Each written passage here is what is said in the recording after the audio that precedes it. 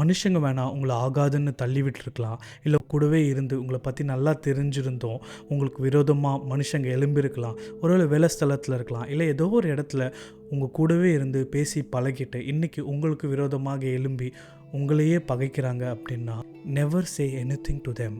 Just surrender yourself to God.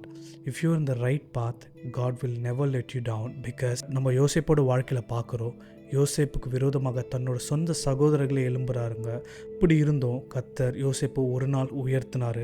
உங்களுக்கு ஒரு நாளை வச்சுருக்காரு. கண்டிப்பாக எந்த இடத்துல நீங்கள் தலை குனியப்பட்டீங்களோ அதே இடத்துல உங்கள் தலையை நிமிர பண்ணுவார். வீடு கட்டுகிறதற்கு ஆகாதென்று தள்ளப்பட்ட கல்லே மூளைக்கு தலைக்கல்லாயிற்று.